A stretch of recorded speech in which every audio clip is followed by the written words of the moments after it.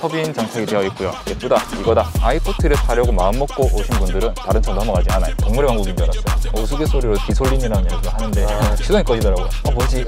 망한 건가? 굉장히 잘 만들었다. 딱히 욕할 게 없는 차라고 보시면 될 것 같아요.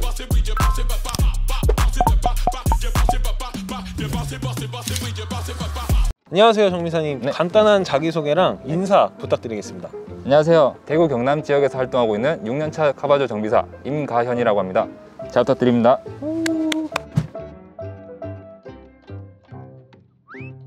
오늘 잘 나오셨습니다, 정미사님. 옆에 네. 있는 차량 정미사님 차량이죠? 네, 맞습니다. 차량 소개 좀 부탁드리겠습니다. 제 차는 2012년식 i40 가솔린이고요. 최고 옵션인 프리미엄 등급 모델로 여러 가지 튜닝이 되어 있습니다. 이 차량은 신차로 구매하셨나요? 아니요, 중고차로 구매했어요. 차를 주로 언제 이용하세요? 카바조 검수 갈 때는 또 그때 타는 차가 있고요. 네. 이 차 같은 경우는 이제 가족 단위로 움직이거나 뭐 대외적으로 그리고 친구를 만나거나 동호회 활동, 모임이 있을 때 주로 탑니다. 이 차를 선택하신 이유가 있을까요? 이 이전 차를 네. i30 CW 모델 탔어요. 타면서 현대에서 i 시리즈가 되게 잘 만들었구나, 작정하고 만들었구나 이걸 느꼈기 때문에 그때부터 다음 차는 무조건 i40다. 그걸 느낀 이유가 있을까요? 제가 직접 자가 정비를 하면서 네. 정비성도 그렇고 되게 연식이 오래된 모델이지만 차체 녹 부분도 그렇고 차체 보강 철판이 되어 있거나 이런 부분을 보면은 유럽을 공략하기 위해서 전략적으로 잘 만들었구나 이런 걸 많이 느낄 수 있었습니다. 네. 한국 내수 차량이랑 외수 차량이랑 막 상품성 차이가 있다는 말이 많잖아요. 현대차, 기아차. 내수 차별 이렇게. 네네, 내수 차별 들었어요. 이런 말도 있고. 이 차는 그럼 유럽 전략 차종으로 나왔던 차니까 네. 마감재나 이런 디테일한 부분들에 실제로 차이가 좀 있었나요? 네, 지금 2012년 차량으로 지금 이제 10년 정도 됐잖아요. 그러면은 실내 버튼이 뭐라도 까지거나 뭐라도 먹통이 되거나 정기적인 문제라든가 운전자가 느낄 수 있는 감성적인 부분 문제가 하나둘 발생할 수 있어요. 근데 이 차량 같은 경우는 그런 부분이 전혀 없고 정비를 하면서 느끼는 거지만 굉장히 잘 만들었다. 딱히 욕할 게 없는 차라고 보시면 될 것 같아요. 소나타라든지 그랜저를 사러 왔다가 i40를 사게 되시는 분들이 있어요. 중고차? 네, 중고차 매장에서. 그런데 i40를 사려고 마음먹고 오신 분들은 다른 차 넘어가지 않아요. 그런 거에는 분명히 이유가 있다고 저는 생각하거든요. 차량의 포지션은 이제 YF 소나타와 HG 그랜저의 중간이라고 보시면 될 것 같아요. 그럼 옵션이 어느 정도 급까지가 들어갔었어요? 모든 i40 차량에 전자식 파킹 브레이크가 기본 적용이 되어 있고요. 프리미엄 등급에는 전동식 리어 커튼까지. 이 차량 같은 경우는 여기서 옵션을 더 넣으면 자동 주차. 당대 그랜저 깡통보다는 더 좋은 옵션이 많이 들어가 있어요. 자동 주차라는 게 내부 카메라에서 주차 위치를 찍어주면은 자기가 알아서 핸들을 돌려주고 그런 기능이 그런 기능이 있었어요. i40예요? 네. 이 차에도 있나요? 이 차에는 그거 빠진 풀옵션. 영상 이렇게 띄워주시면 자료 화면으로 그런 기능이 있는지 진짜 몰랐어요. i 시리즈가 인기가 사실 그렇게 높지는 않았는데 실제 차주분들은 진짜 만족도가 높은 것 같더라고요. 맞아요. 운전할 때 그 느낌도 많이 다른 편인지. 맞습니다. 일단 i40 차량이 캡포워드 디자인이라고 해서 앞유리와 A필러가 되게 앞으로 빠져있는 스타일이에요. 그러다 보니까 상대적으로 엔진룸이 좀 작긴 한데 거기서 오는 헤드성이 좋다고 하죠. 머리를 들이미는 그런 코너링 감각들이나 소나타나 그랜저보다 단단한 하체를 가지고 있어서 그 탄탄한 감이라는 게 일반인들도 느껴질 정도의 그런 차이인가요? 네, 그렇습니다. 초기년식 같은 경우는 유로팩이라든지 그 D모델, D스펙 이런 모델들이 있는데 이제 유럽을 겨냥해서 만든 차다 보니까 그쪽 감성에 맞게 탄탄한 서스펜션 들어가요. 그런 소바가 적용된 모델 같은 경우는 일반인들 타기에 좀 딱딱하다, 통통 튄다라고 느낄 수 있는데 그만큼 이제 코너링 성능은 보장이 되는 편이죠. 서스펜션만 다르게 하는 건가요? 아니면 또 다른? 가장 큰 거는 서스펜션 쇼바와 스프링의 조합일 테고요. 지오메트리가 조금씩 틀려요. 쇼바 브라켓이라든지 그러니까 하체 부품이 붙는 위치가 조금씩 틀려요. 몇 미리씩. 그런 지오메트리 변경으로 인해서 오는 코너링 성능의 향상도 있을 수 있겠죠. 실제적으로 리어 멤버 같은 경우도 D스펙 모델하고 일반 모델하고 품번이 달라요. 일반 모델은 i40 중에서는 좀 소프트한 편이고 D스펙, 유로팩 모델들은 조금 탄탄한 편이에요. i40를 사시려는 분들은 그것까지 확인을 하시면 좋겠네요. 그냥 옵션 차이가 아니라 운전 감각도 차이가 있다는 맞습니다. 거니까 i40가 유럽 시장을 겨냥해서 만든 모델이잖아요. 네, 그래서 외관을 좀 더 많이 찾는 것 같던데 이 살룬 모델을 선택하신 이유가 있나요? 원래 외관이 먼저 나왔고 살룬 모델이 나중에 출시된 걸로 알고 있어요. 외관을 저도 사고자 했는데 이제 자녀들도 좀 컸고 유모차라든지 이런 큰 짐이 필요 없겠다 싶어서 라인이 예쁜 살룬 모델을 선택하게 됐습니다. 그리고 이전에 i30 CW 외관차를 탔기 때문에 세단으로 넘어가보자. 트렁크 공간이 좁다거나 이런 느낌은 없으신가요? 거의 HG의 버금가는 트렁크 용량을 확보하고 있고요. 무리 없이 짐을 싣고 다니기도 좋고요. 실내도 굉장히 넓은 편입니다. 이 차가 외관에서 봤을 때는 그냥 순정틱하게 생겼는데 특별하게 이 터보가 또 올라가 있잖아요. 네, 맞습니다. 터보는 어떻게 올리게 되신 거예요? 제가 올린 건 아니고 네. 전 차주가 대부분의 세팅을 다 만져놨어요. 차주가 바뀌면서 조금씩 노화라든지 개선이 필요한 부분이 많이 보여가지고 원상태 복원을 목표로 하나씩 만지고 있어요. 원상태 복원이라면 처음 세팅했을 때 그러니까 처음 튜닝했을 때 그 상태 그대로 네. 처음 세팅했을 때 출력이 높게 올려갔을 거고 시간이 지나면서 떨어졌을 거예요. 네. 이제 그 처음 컨디션을 찾기 위해서. 그러면 이 터보가 올라간 거를 알고 그것 때문에 차를 구매하러 가셨던 건가요? 그건 아니에요. 차를 계약하러 가서 알게 되었어요. 차를 아내가 골랐어요. 신형 그릴 예쁘다, 이거다, 가자 이렇게 해서 뭐 광고글을 보고 갔는데 처음에는 2,300만 원어치 튜닝 차량 이렇게 해서 별거 있겠나, 일단 가서 보자 이러 했는데, 가서 보는 중에 이제 터보가 달려 있고 보강키 G풀로 들어가 있고 쇼바도 제가 좋아하는 타입이 들어가 있고, 그게 막상 올라가 있으니까는 기쁨과 동시에 걱정도 되죠. 약간 방치돼 있는 상태였어요. 그 매매상에서 거미줄도 좀 있었고 제대로 달릴 수 있을까, 내 손이 많이 가겠구나 이 생각도 했죠. 터보가 올라가 있다고 하면 일반인들은 좀 꺼려지는 게 사실이죠. 그렇죠. 튜닝카라고 하면 천대 반응이 또 사실이죠, 중고차 시장에서는. 실제로 많이 알아야 또 잘 타고 다닐 수 있으니까. 맞아요. 어떤 작업이 됐는지 네. 저희 차 같이 이렇게 보면서 네. 얘기할 수 있을까요? 네, 같이 네네. 보시죠. 네네네.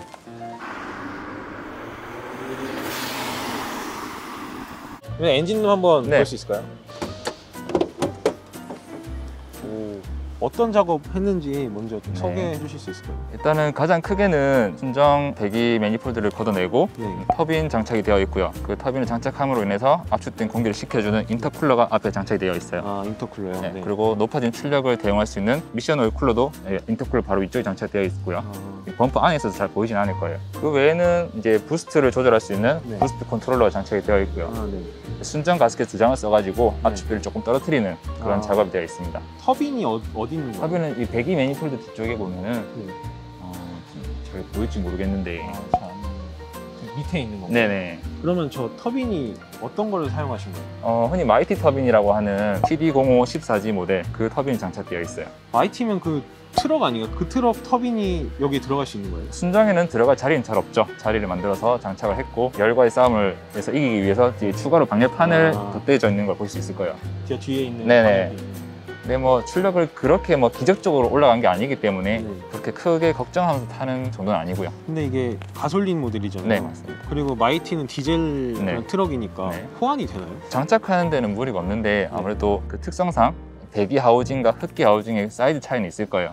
그러면서 스프럽이 늦다 빠르다 뭐 이런 특징들이 있을 수 있는데, 이 차가 목표로 하는 출력치에는 크게 상관이 없는 걸로 알고 있어서, 그리고 아무래도 순정 터빈이다 보니까 부품 수급이라든지 가격 면에서 좀 장점이 있지 않을까. 그리고 아까 전에 가스켓을 2장을 쓰셨다고 했는데 네. 그건 어떤 이유로 그렇게 한 거예요? 순정 가스켓 한 장으로 쓰게 되면은 터빈 부스트가 붙지 않은 말 그대로 NA 상태에서는 리스폰스 좋을 수는 있어요. 네. 하지만 터빈 돌아가면서 이제 압축된 공기 들어가면은 노킹의 위험성이 있거든요. 너무 압축이 올라가 버리기 때문에. 네. 그래서 엔진 자체의 압축비를 조금 떨어뜨리기 위해서 순정 가스켓 2장을 넣어서 연소실을 높이고 이렇게 압축비를 높이고. 떨어뜨리는 편입니다. 높이 조절을 함으로써, 네, 연소실 최적이 달라지기 때문에 압축비가 달라지게 됩니다. 그리고 이거는 역할이 뭐예요? 터빈이 돌아가면서 압축 공기를 생성하면 그 압력이 무한적으로 올라가진 않아요. 이 엔진에 맞는 압력을 조절해주기 위해서 어느 정도 이상 올라가면 밸브를 열어주게 되어 있어요. 그 열어주는 시점을 컨트롤하기 위한 밸브라고 보시면 돼요.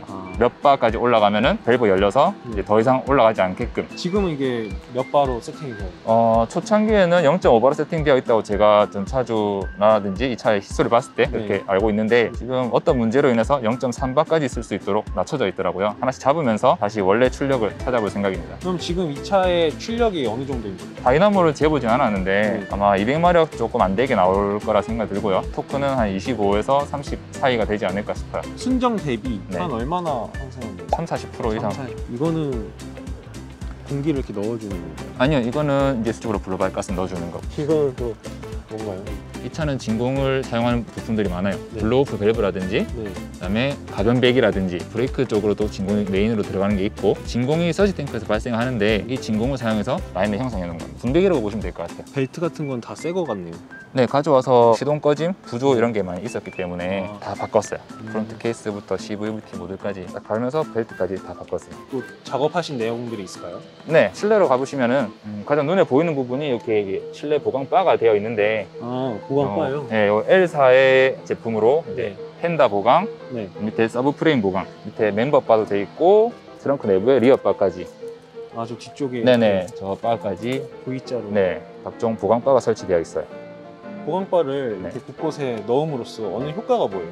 차대 강성이 향상되죠. 차가 물론 쇳덩어리지만은 코너를 돌거나 노화가 되거나 하면 다 샤시가 접합이 되어 있는 거기 때문에 뒤틀림이 발생해요. 그래서 요즘 차량 메이커도 막 광고를 할 때 뒤틀림 강성을 향상시켰다, 코너링 응답성이라든지 향상이 있죠. 이거 말고는 이제 여기 밑에 보시면 배기가 되어 있는데 앞에 터빈 뒤쪽으로부터 엔드 머플러까지 풀 배기 시스템 되어 있고요.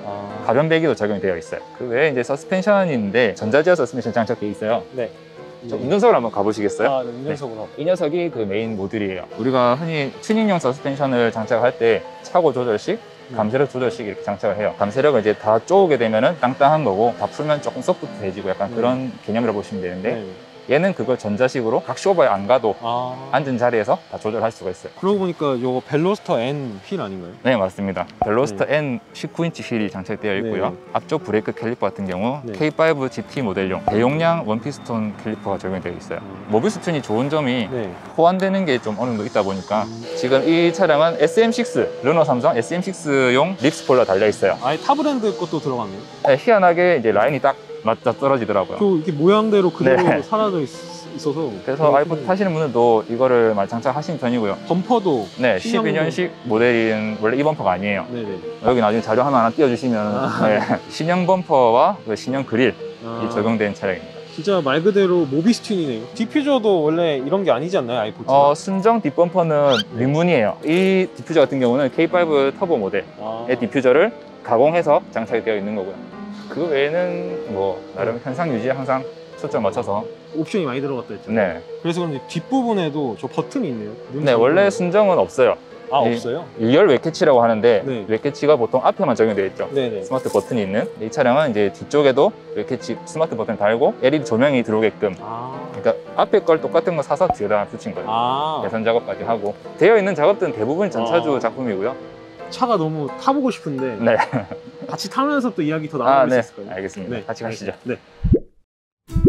터보를 올리셨잖아요. 그러면 이거를 다른 사람들한테도 좀 추천을 해주시나요? 저는 추천합니다. 추천하시나요? 되도록이면 순정 킷으로. 최근에는 순정 터보 모델도 많이 나왔고, 그래서 순정 터보 킷을 올리는 게 관리면이나 비용면에서 조금 더 도움이 되지 않을까 싶어요. 예를 들어서 아반떼 NA 모델 같은 경우에는 아반떼 스포츠용 터보 킷이 있기도 하고, 순정 부품이니까는 내구성도 어느 정도 보존이 될 테고요.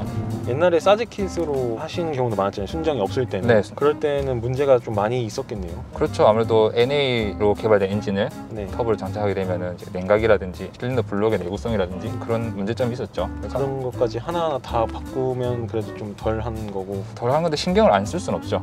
그렇기 때문에 게이지를 달아서 이제 엔진의 상태를 항상 지켜보는 거고요. 저 가장 왼편부터 게이지의 역할이 뭐 어떤 거예요? 가장 왼쪽에 있는 것은 오일 온도 게이지예요. 차량을 이제 한계까지 밀어붙이다 보면은 오일 온도가 상승하게 되는데요. 어느 정도 온도를 넘어서면은 유막 형성이 잘 되지 않아요. 그래서 엔진 오일 온도를 모니터링하면서 운전을 하는 거고요. 가운데 있는 거는 배기 온도 게이지예요. 지금 제가 한계를 넘겨본 적은 없지만 어느 정도 한계를 넘어가면은 터빈 하우징에 무리가 갈 수 있기 때문에 저것도 역시 모니터링을 하고 있고요. 가장 오른쪽에 있는 거는 터보 부스트 게이지입니다. 아까 0.3 이상으로 지금 현재 0.3bar 세팅돼서 그 이상 올라가지 않고 있고요. 만약에 제가 저걸 모니터링 하면서 더 올라간다. 우리 오버부스트라고 하거든요. 내가 따로 만진 게 없는데 올라가 버린다. 그러면 어딘가 이상이 생겼다는 거겠죠. 이제 그런 거를 보면서 운전할 수 있게끔 게이지를 장착하고 있습니다. 한 어느 정도 올라가면 좀 시키는 편이세요? 저는 오일 온도는 100도 이상 올라가면 천천히 얌전히 운전을 하고요. 배기 온도 게이지도 900도를 맥스로 보고 있어요. 이게 올해 방치된 차량을 구매하셨다고 했잖아요. 처음 상태가 어땠어요? 처음에 엔진룸 열었을 때는 동물의 왕국인 줄 알았어요. 왜요? 거미줄이 엄청났고요. 하나의 생태계가 돼 있더라고요. 차를 사와가지고 3일 정도 강행군이 있었어요. 카본적 검수로 인해서 3일 연속 2000km를 타는 시즌이었는데 그때까지는 차를 제대로 살펴볼 여유가 없었어요. 딱 그 일정을 소화 다 하고 나니까 시동이 꺼지더라고요. 뭐지? 망한 건가? 잘못 산 건가? 고민 되게 많이 했어요. 환불받을 까다가 딱 해보자 싶어가지고 저렴한 거부터 하나씩 정비를 하기 시작했죠. 지금 최종 원인은 파악해가지고 문제들은 다 잡아놓은 상태고요. 최종 원인이 어떤 거였어요? 그 캠축에 CVVT 모듈이라는 게 장착이 되는데요. 그 부분에 캠축이 고정되는 핀이 있어요. 좌우로 놀더라고요. 핀이 빠져버리는 그런 현상이 있었어요. 그걸 잡기 위해서 한 3번의 시도를 거치면서 많은 부품을 교환했어요. 어차피 10만 킬로쯤이었고 갈아야 될 것도 있고. 원래 잘 고장나는 부품인가요? CVVT 모듈이? 잘 고장나진 않는데 개선품이 나와 있어요. 그 말인즉슨 제조사에서 어느 정도 문제라든지 개선 요인을 파악했다라는 걸 거고 교환하는 김에 개선품으로 교체를 했습니다. 같은 증상을 호소하는 분들이 계셨어요. 제 경험담을 알려드리면서 같은 루트를 밟으면서 한 번씩 점검해봐라. 어떤 작업들을 하시면서 알게 되셨나요? 처음에는 간단하게 클리닝 작업, 흡기 매니폴드 탈거해가지고 그다음에 센서류들 교환하고요. 하면서 인젝터 교환, 점화 코일 교환, 각종 운행 상태에서 배선의 노이즈라든지 단락 이런 것들 점검했고요. 솔직히 저는 이제 CVVT까지 안 갔으면 했어요. 안 갔으면 했는데 예상은 얼추 예상했는데 작업이 워낙 크니까 혼자 하기도 그렇고 소규모 오버홀 개념으로 타이밍 체인 세트랑 오일 펌프, CVVT 모터까지 싹 바꿨죠. 일반인들 자가 정비의 개념은 좀 넘어섰지 않나 싶어요. 그럼 그동안에는 계속 정비소에 이제 세워놓고 있었던 건가요? 아니요, 그냥 시동 꺼진 채 잘 타고 있어요. 신호 받다 꺼지면은 다시 켜고 당황하지 않고 비상등 한번 켜고 시동 다시 걸고 이 자리로 저 때문에 이제 피해를 받은 운전자분께 사과 말씀드립니다. 이 차에 적용된 엔진이 누 GDI 엔진이잖아요. 네, 맞아요. 이 엔진의 특징에 대해서 좀 소개해 주실 수 있을까요? 예전에 투스칸에 적용됐던 베타 엔진 그거의 후속작이라고 할 수 있겠는데요. 거기서 이제 블록을 알루미늄화 시키고 GDI를 적용해서 출력과 연비를 상승시킨 엔진이라고 보시면 돼요. 근데 이제 이슈가 있죠. 오일 감소 이슈가 있는데 이제 설계할 당시에 출력과 연비를 지어짜내다 보니까 오일의 산화, 오일 슬러지 고착 이런 부분까지 설계 다 들어가진 않은 것 같아요. 그것 때문에 보링 하신 분도 있고 어느 분들은 보링 해도 동일 증상이 나타난다 이렇게 호소하신 분들이 계시더라고요. 그럼 오일 소모 증상 일어나는 이유는 크게 보면 제 생각이지만 설계 미스라고 저는 생각을 해요. 엄청난 박사님들께서 생각 못하진 않았겠지만 현실을 반영하지 않은 것 같아요. 매뉴얼에는 몇천 킬로마다 오일 교환하셔도 돼 있지만 지킨 사람이 많이 없거든요. 오일 교환 지금 미뤄지다 보면은 오일의 산화, 열화, 슬러지 고착 등이 많이 발생하게 되고 물론 모든 차가 그럴 거예요. 모든 현실을 반영할 수는 없어요. 근데 이제 견뎌주는 차들이 있고 금방 이제 오일이 소모되거나 마모된 차들이 있고 케이스 바이 케이스인 것 같아요. 이 차량이 몇 년식까지 누 GDI 엔진이 적용된 건가요? i40 가솔린 차량은 모든 차량이 누 GDI 엔진이 적용돼 있어요. 중간에 한번 개선된 엔진이 올라가긴 했는데 벨트 쪽에 텐셔너라든지 이쪽이 개선된 걸로 제가 확인했습니다. LF 소나타부터 누 MPI 엔진이 적용됐다던데 그거는 왜 그렇게 된 걸까요? 새로운 모델의 최신 기술인 GDI를 포기하고 다시 멀티 포인트 방식으로 돌아갔다는 거는 차를 만졌던 입장에서 보면은 제조사에서도 실수를 인정했다는 부분이 아닐까 저는 그렇게 생각해요. 그 둘의 장단점을 소개해 주실 수 있을까요? 일단 간단하게 MPI 엔진 같은 경우는 흡기 밸브 이전에 연료 분사를 함으로써 블로바이로 인한 카본을 연료와 함께 씻어주는 역할을 해줘요. 그래서 우리가 GDI 엔진은 흡기 클리닝을 해줘야 된다고 얘기하잖아요. 그 주기가 좀 길다는 장점이 있고요. GDI는 이제 흡기 클리닝도 해줘야 되고 고압 펌프라든지 인젝터에서 소음이 좀 큰 편이에요. 일반 가솔린 엔진보다 우스갯소리로 디솔린이라는 말도 하는데 디솔린. GDI는 대신에 출력이 조금 올라가는 편이고 i40를 사거나 누 GDI 엔진이 올라간 차를 볼 수 있잖아요. 팁 같은 게 있을까요? 일단 엔진이 교체가 되어 있는지 보링을 작업을 했는지를 먼저 판단하시는 게 좋을 것 같고요. 누유되는 부분은 없는데 오일이 소모되어 있다.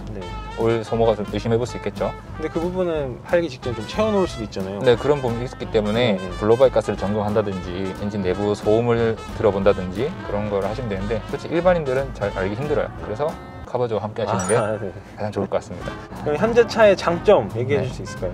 내가 타고 싶은 용도에 맞게 만약에 가족끼리 움직이는 상황이면 패밀리카로서 충분히 제 역할을 해주고 있고요. 그리고 내가 좀 펀드라이빙 하고 싶다. 근데 또 제 의도에 맞춰서 잘 달려주고 굳이 제 차가 아니고 일반 i40 같은 경우에도 코너링 성능이 향상되어 있는 차량이기 때문에 다양한 목적에 맞춰서 재밌게 탈 수 있는 차량으로 생각이 듭니다. 올라운더라고 볼 수 있겠네요. 차 자체를. 박지성 같은 차라고 보시면 됩니다. 박지성 같은 차. 빠지는 게 없는. 그렇죠. 두 개의 심참. 현재 차의 단점은 없을까요? 터보 튜닝이 되어 있기 때문에 많이 밟게 되면 기름 소모는 많게 돼요. 지금 평균 연비가 9.5 정도 나오고 있거든요. 뭐 그렇게 나쁜 편은 아닌데 밟으면 밟을수록 기름 많이 먹는 건 맞죠. 그 외에는 이제 사제 부품으로 이제 튜닝을 해놓은 거기 때문에 순정품이 아닌 메인터넌스적인 신경을 좀 써주는 게 좋겠죠. 전자식 제어 서스펜션 있잖아요. 이게 어떻게 작동하는 거예요? 예를 들어서 왼쪽 코너를 돌게 되면 오른쪽으로 G가 갈 거예요. 그 G가스를 감지해서 오른쪽의 감쇄력을 높여줍니다. 혹시 i40 다음으로 가지고 싶으신 차 있으세요? 만약에 i50이 있다면, PFT가 있다면 당연히 그걸로 갔겠지만 아직까지 생각해 본 적이 없네요. 전에 레이싱 팀에 소속해서도 일하셨다고 했는데 어떤 일을 하셨어요? 몇 년 있으면서 레이스카 제작 및 관리를 맡았었어요. 만들었던 기억에 남는 차가 있나요? 스카이라인이죠. 제가 있었던 팀은 JDM 차량을 그때 주력을 했었어요. 저희 팀 차는 거의 다 스카이라인이었어요. 대회가 있는 시즌이 아닐 때는 어떻게 운영이 되는 거예요? 팀 캠프라든지 가게를 운영하는 입장에서는 샵이라는 베이스 캠프가 있을 거고요. 네. 뭐 레이스 때는 팀장님 되시겠죠. 밑에 직원들하고 항상 상주해 계실 거고요. 경기 때는 필요에 따라서 뭐 미리 인력을 충원한다든지 그렇게 해서 레이스를 진행하는 걸로 알고 있습니다. 인간이 만든 쇳덩어리끼리 순위 싸움을 하면서 그들이 내는 소리와 이제 심장 박동을 자극시키는 그런 것들이 매료돼서 그쪽에 있었던 것 같아요. 제일 좋았던 기억은 제가 만들었던 차들이 무사 완주로 체커를 받았을 때, 저는 그때 뭐 경력이 많지 않았던 거기 때문에 제가 손을 댔던 차들이 무사히 들어온 게 가장 좋았어요. 또 그 현장에 가끔씩 가면 피가 끓고 하는데 제 본분이 있기 때문에 몇 년 전에 아내랑 아이들을 데리고 간 적이 있어요. 애들보다 제가 더 좋아했죠. 오늘 i40 차주님, 정민생님과 이야기를 해봤는데요. 출연해주셔서 감사합니다. 감사합니다. 네, 오늘 마지막으로 하고 싶으신 얘기 없으신가요? i40 많이 사랑해 주셨으면 좋겠습니다. i40의 사랑을 마지막으로 전하시면서 다음 주엔 저희 또 다른 정비사님들과 또 다른 재밌는 이야기 만들어 올 테니까요. 많은 기대 부탁드리겠습니다. 크바!